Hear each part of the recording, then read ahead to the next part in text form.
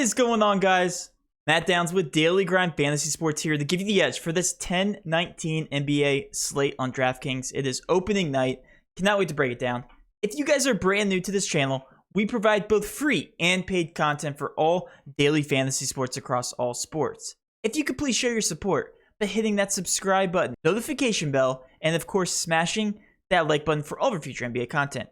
If you would like to know more about becoming a better DFS player and taking down that big GPP, head over to www.dgfantasy.com. On dgfantasy.com, we give you cheat sheets for every major sport, along with ownership projections, actual projections, and strategy for every single slate. We also cover optimal cash plays as well as preferred GPP plays and stacks for specific contest sizes. We do the dirty work for you. We are also currently partnered with Fantasy Cruncher, the best optimizer in the industry. When signing up for our $30 package, you also get a $20 credit to use towards any Fantasy Cruncher product. We provide the best value in the industry. And now, let's go ahead and dive right into this NBA opening night slate on DraftKings. Yeah. I can't believe it. It feels like Christmas morning, even though it's not morning. It's the day before. TJ, we're breaking this down. I'm tired. Yeah, It's like it's the morning. I'm just as tired now as I would be. Or will be tomorrow. There morning. you go. And we will be doing a live stream, correct? For this slate? I hope so. I flip and hope so, Matthew. Yeah. So anyway, before we start this, you guys all know, our subscribers who have been here for a while, NBA is our bread and butter. We started out our company here as an NBA channel. We started, tweeting out our favorite plays on Twitter, doing all that good stuff, and we have since become an overall DFS company. But our roots are at the foundation of NBA. Guys, if you want to sign up for our website, we'll be giving away our favorite NBA plays all day, every single day. Favorite GPP plays, cash plays, our ownerships, projections, all that stuff. And the thing with us is that we're a very hands-on company when it comes to the projections for NBA. TJ is literally changing the numbers like every single second. Somebody's ruled out. And we update that. We put that in the Fantasy Cruncher. We upload that to our projection tab. And if you guys want to sign up for that, we put all this hard work in for only $20 a month. If you sign up, you guys get put into a private Discord chat. And not only that, since last season, we are now in a huge partnership here with Fantasy Cruncher. We'll be using the tools all season long. If you guys sign up for a $30 membership, you get a $20 voucher to any Fantasy Cruncher product. So you essentially get a membership for $10 if you want to think of it like that way. Because you also get $20 voucher to Fantasy Cruncher. And there's actually a $20 package on Fantasy Cruncher, a light package where you can only crunch 20 lineups. But regardless, you can just test it out and you can basically just get that for free since it's only $20 a month. So just something to think about. The value's there, guys. We just want to see you guys become part of the community. Let's go ahead and break down their individual best plays. And these will change throughout the day, tomorrow, as we get more updates. Not too much will change. But right now, we have 2 total games here on the slate. I wish it was more. Wednesday we'll have an 11-game slate. Yeah, which will it's be always hectic. 2. They always they always tease us. They do, but it's a good teaser because we got some good teams to look at here, TJ. I've been talking for the past 2.5 minutes now, so what do you have to say? Are you excited for this, TJ? What's going on? What's going on with your Celtics? Like, what do we expect this season? Don't you start coming at me with the Celtics. I I expect big things. Obviously, Jason Tatum taking that next step. Hopefully being first all-team NBA. We'll see. High hopes, but super excited for the Celts. Pretty upset that JB and Al Horford entered COVID protocols a week before opening night, in New York. So we'll see how that pans out. And but I'm excited for this 2-game slate. Again, the one thing I wanna be vocal about is I know everybody's pumped that NBA is back, as Matt and I are, but remember, it is only a 2-game slate, very volatile. So don't go too crazy with your bankroll. Save it for Wednesday night. Then hammer. Save it for hammer. Just go nuts Wednesday night. No, take it easy these first couple weeks. Try to figure out, all the starting lineups, rotations, minutes, etc. And then, once you get your feet wet, then you dive in. But again, 2-game slate. Don't go too crazy, but have some fun. I'm pumped. NBA's back, Matt. Let's go ahead and dive into these 2 fantastic matchups. Very good games. Yeah. Could be a finals preview here. Not finals, conference final previews. Well, the Celtics aren't playing tonight. Okay, I just want to I don't know what the Vegas odds are, but I can only assume, TJ, they aren't looking too good, not great. Yeah, good, not great. They're better than the Spurs. That's all that matters, right? All right, anyway, let's focus, go team by team, game by game.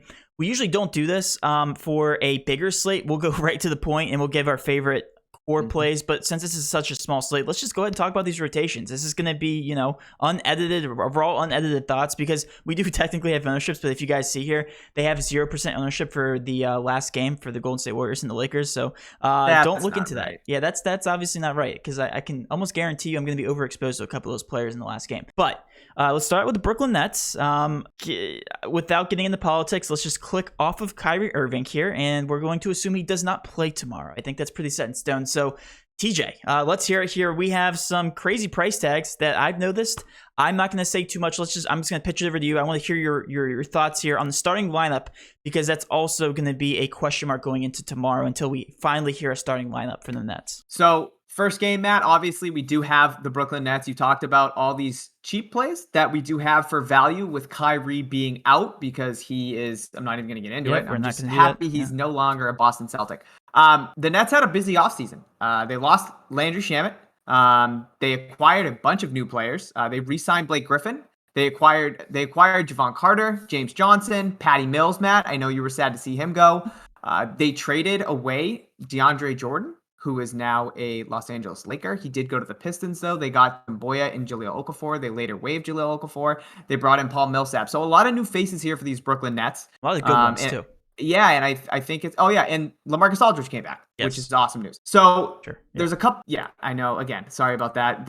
Are the Nets your Spurs? I'm a little confused here. I don't consider LaMarcus Aldridge a Spur, but yes, I guess you can say that. A lot of cheap pieces. The one guy I'm obviously looking at is going to be Bruce Brown here at 3,600. I expect him to start at the 2 next to James Harden, another guy who I obviously like at 9,300. So first and foremost, let's get this out of the way. Bruce Brown, way too cheap. If he's playing starter minutes, currently Fantasy Crunch has him projected at 24 minutes. Wouldn't be surprised if he plays 28, 30 minutes. So that's where I'm going. He's a staple in cash games if you are playing them. So Bruce Brown, my favorite play at 3,600. I love James Harden. I love Kevin Durant also with Kyrie Irving out. 9,300, way too cheap with James Harden. It's going to be the cheapest he is all year. I probably could say the same thing about KD. I don't think he's going to have a lot of games where he's south of 10K. So I expect that price tag to continue to go up with Kyrie being out for God knows when. Those three guys, love them all for cash. They're all carrying a ton of ownership, Matt. I think James Harden and Bruce Brown are two guys that you need in cash. Outside of that, I can see myself rostering KD at 9,900. Another good play, I think, if LaMarcus Aldridge does start. I don't know. I know we talked about it before. I think you think it's going to be LMA. I think they could go Blake Griffin starting as well, but we'll have to see who actually gets those starter minutes. Obviously, if Aldridge starts at $3,900, he's a fantastic play. But again, I do want to wait and see what that starting lineup does look like for the Nets.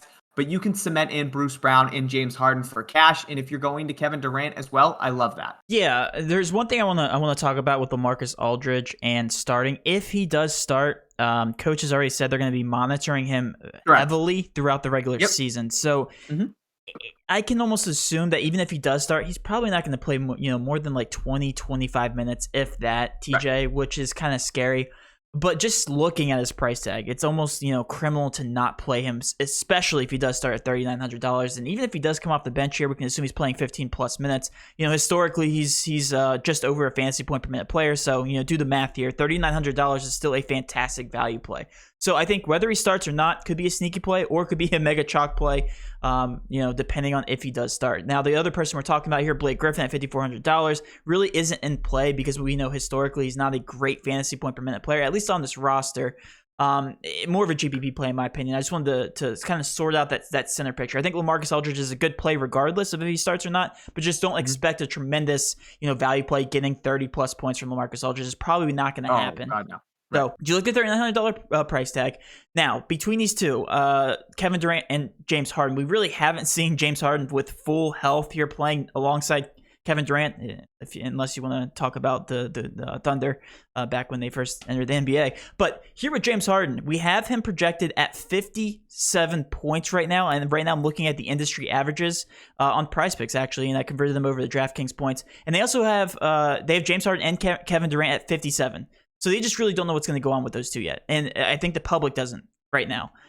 James Harden, $9,300, him being a little bit cheaper. TJ, I do think he's going to be a little bit more chalky than Kevin Durant. Okay. So that makes Kevin Durant a great pivot spot. That makes James Harden mega chalk, probably, just because of his price tag, his ability to play shooting guard. And we know shooting guards really aren't that. There's not a lot of shooting guards here on NBA slates usually. Bruce Brown, completely agree with you. I think he's going to be the chalkiest player on the slate by far at $3,600 if he plays over 25 minutes. And yes, love all that. And then I won't even mention Joe Harris, GPP. Patrick Mills. Don't know why I call him Patrick Mills. I'm reading his name. Patty Mills, $3,700. I do think he's going to be involved in the rotation a little bit more than we expect, TJ. I do think that because just looking at the roster, just as a whole, he can fill in that shooting guard and point guard role there for James Harden. I know James Harden's going to play the entire game, but again, they're going to need shooters, right? And that's why they brought in Patty Mills.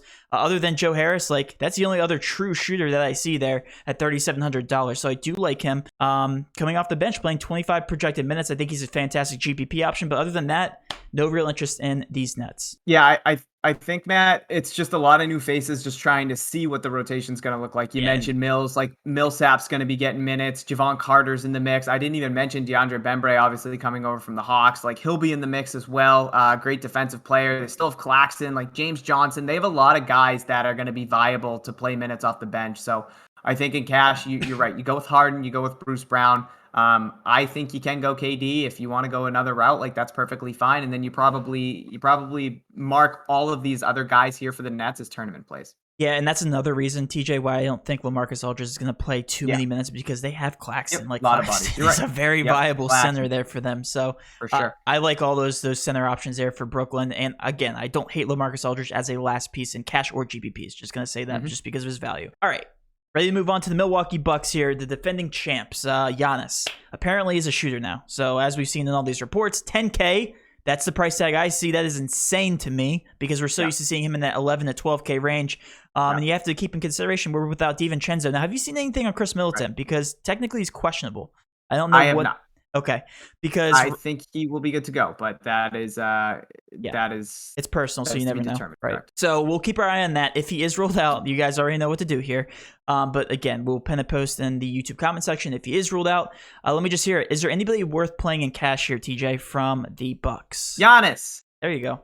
Giannis is developing a jump shot. That is the scariest thing I've ever seen in my entire life. If Giannis Antetokounmpo starts to shoot threes, the NBA is doomed. Like, there will be nothing that he will not be able to do in his game. He's LeBron James at that point, right? If he starts better, right? Like, more dominant. No, but I agree. I mean, I wasn't going to say that loud. I was going to let you do it.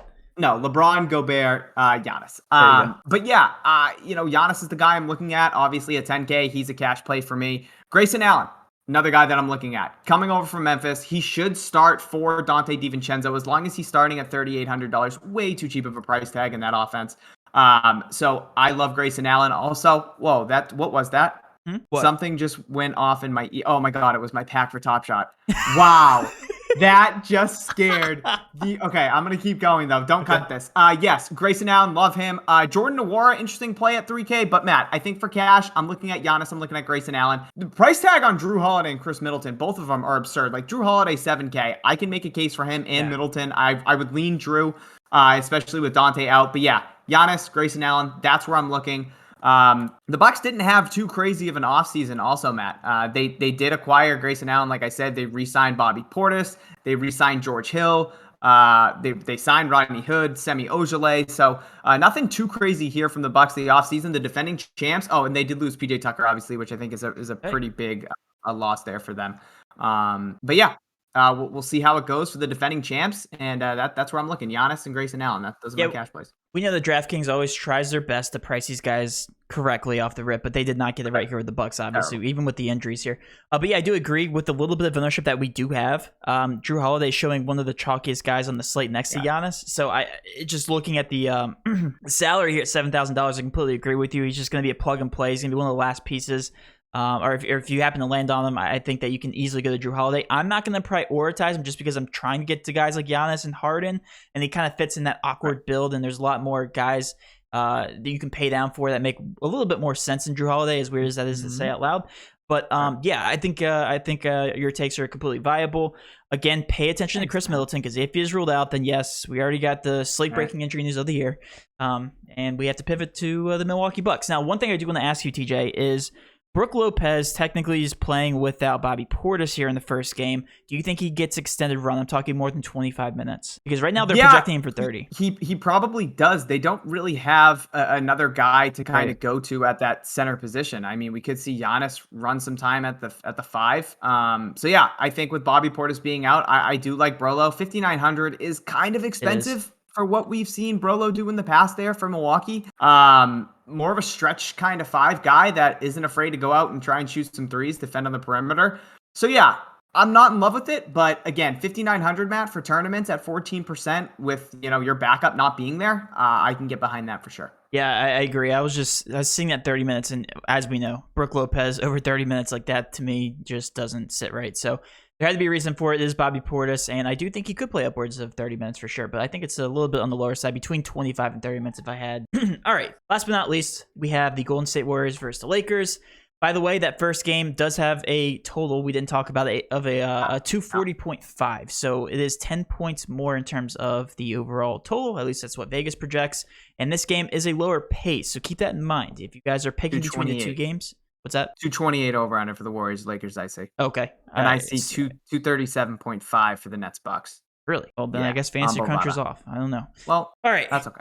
Golden State Warriors. Where do we start with these guys? You just want to read off the transactions we had in the offseason? Yeah. So again, nothing too crazy here from Golden State. They did lose Kelly Oubre. They did not bring him back. They signed Bielitsa and Otto Porter, which are 2 pretty interesting moves, guys that should come off the bench for them. And I think they will have an impact. They re-signed Andre Iguodala, which I think was huge. Iggy wanted to go back home. He was done in Miami. So that's big. So yeah, besides that though, I think Oubre is the biggest loss there. They did waive Jordan Bell, Michael Mulder, a couple guys that got some time for them last year. Both of them are gone as well. So Golden State, it's going to be an interesting year. Expecting to see Klay Thompson after the ACL and the Achilles. Hopefully the rehab continues to go smoothly for him. He's going to be out probably at least until January. Wiseman also out with the knee injury that he sustained last year. He won't be back till November. So that makes some pretty interesting plays here, Matt. And in terms of cash, like Kevon Looney at 4,100 is a guy I think might carry some ownership here against the Lakers, especially with James Wiseman being out. I think that's way too cheap of a price tag at 4,100 if he does start. We could see Draymond Green potentially start at the 5, which is an interesting play as well at $6,800. I think he is way too cheap given the circumstances of this game. So those are the 2 guys that I would be looking at. And also Jordan Poole most likely and should start at the 2 next to Steph Curry. Had a fantastic preseason. Hopefully that continues because at $4,800, I don't hate him as a last piece in cash, Matt, also. I think all of those guys should carry some ownership. I'd be interesting to see what kind of rotations we see with JTA, if Bielitsa does come off the bench and see some significant minutes with a guy like Wiseman out for a significant amount of time. So that's kind of my thought process here. Steph Curry at 9,400, it is too cheap, but I think it's going to be a lot of guys getting torn between, or a lot of players, DraftKings, trying to decipher between Steph and Harden. I think Harden will be the cash play. I think Steph will be more of a tournament play. But again, Matt, if he's carrying ownership, like there is lineups where you can go 3 of 4 between Giannis, Harden, KD, and Steph. Yeah, I think it's going to come down to fading Giannis if you want to play both Harden and Steph, because those price tags are just very, very expensive. And I do like Steph. I feel like Steph is just going to be that one play where it's just going to you already know what Steph can do. It's going against LeBron. He always shows up against LeBron. He's going to play the entire game. We know that, assuming it stays close. I feel like if you don't include Steph, it's just like you already know that Matt, you're not going to cash. I don't know. Right. What's up? You can have a build where you have 3 of the 4, leaving out KD. I just feel like it's not comfortable.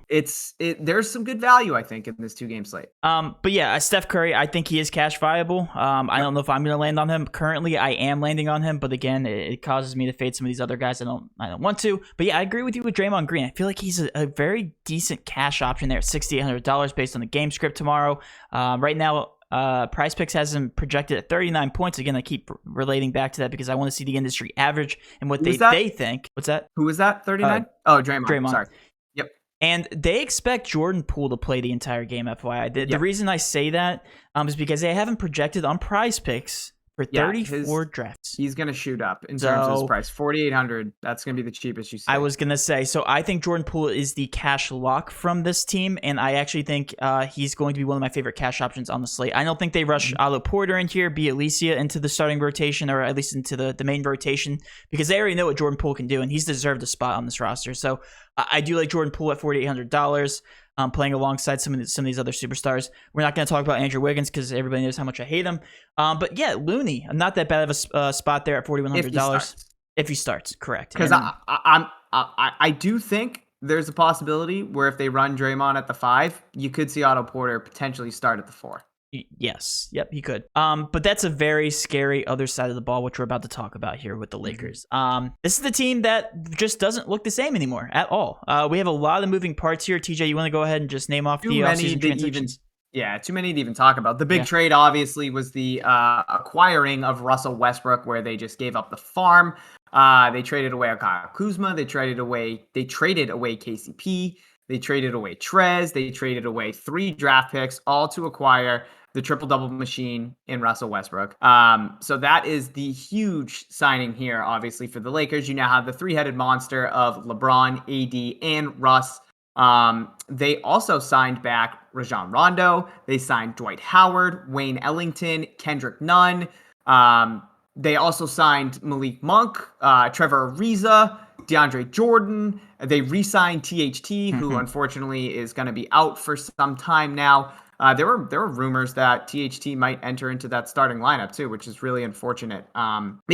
This team is completely reborn. Obviously, Carmelo Anthony also in the mix there, a guy that I did leave out. So it's a whole new roster construction here for the Lakers. I think in terms of cash, Kent Bazemore should start and be in that starting 5. So I do like him as a cheap piece at $3,600. It's really weird seeing guys like Russell Westbrook at $8,600, LeBron at $9K, and AD at $8,800. For me, Matt, it's a lot of mouths to feed. I personally believe that Russell Westbrook will continue to do what he's doing. If anything, I think LeBron and AD take somewhat of a backseat. And now when I say backseat, it's long-term for guys like LeBron and AD.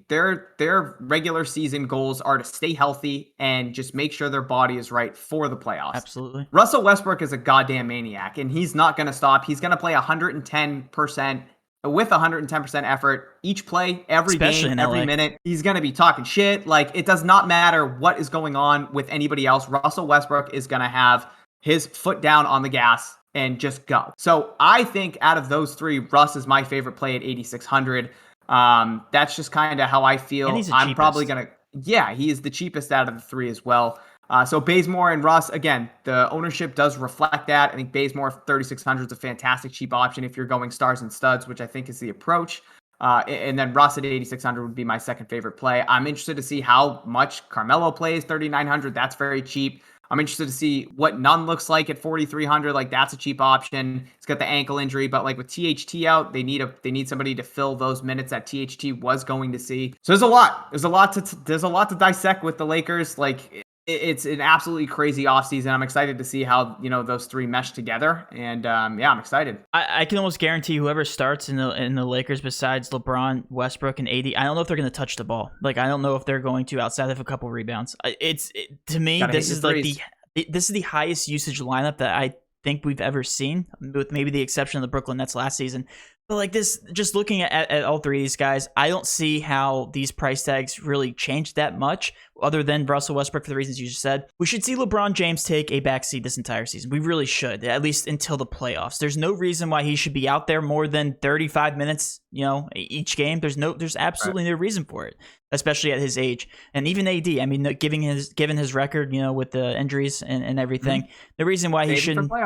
Yeah, they just might as well just coast to the playoffs here. Have Russell Westbrook play his 110%, like you said. And then watch LeBron and AD dominate. Absolutely. Yep, and Russell Westbrook screwed it all up. All right, and then he is also the highest owned. So Russell Westbrook, I do think is cash viable, $8,600. Also, to bring back in the industry projections, they have all these guys projected 50, 51.5, and 51.5 total fantasy points. So just goes to show you how big of a drop off it was from James Harden and Kevin Durant. They were projected 50, 57, and then also Giannis was projected in the exact 60 points. So yeah, it just goes to show you what usage does to these guys when you have another superstar playing next to you, another 2 superstars. And overall, this team should be the favorite to win the championship. I believe they still are. And other than that, I really don't want to talk about anybody else. Carmelo should be in the rotation, $3,900. We know that LeBron's great friends with him. Should get plenty of shots for the entire season. Right now he's projected at 25 minutes. I don't know if he plays that many, but they are going to need shooters out there. And then also Kent Bazemore, like you said, if he does start and grab a couple rebounds, $3,600. Just given his minutes alone, he should be out there and should hit that price point. But yeah, I mean, if I'm going to some value plays here, I'm going right back to Golden State. I'm going back to the Brooklyn Nets if LaMarcus Aldridge does start. And yeah, those are my favorite value plays. Maybe Looney and Golden State. TJ, let's go ahead and end the video. If you had to lock in your core right now, given Chris Middleton is playing, what would you lock in? I would lock in James Harden, Bruce Brown, Giannis, and my fourth would be, if Grayson Allen starts, it would be Grayson Allen. Okay. I would probably go the same thing. Like Bruce Brown is your free play tomorrow. I'm locking in James Harden alongside him. Jordan Poole's going to be my lock because with the minute upside there. He'd be my fifth. Yep. Yeah, and then I guess I missed somebody. And then I'll lock in Westbrook. I'm pretty sure I'm playing Westbrook tomorrow, just given this price point. So those are my favorite plays, guys. Hopefully you did enjoy this breakdown. It's our first one of many to come for the rest of the season. I'm going to be doing this every single day. We'll also be doing live streams, so please show up to our live stream tomorrow for updated injuries. And our opinions might change tomorrow based on some reports. So if you guys did enjoy this content, please do hit that subscribe button, notification bell, and of course, smash that like button for all of our future NBA content. With all that being said, have a great rest of your night. Let's cash. Love you guys. Good luck.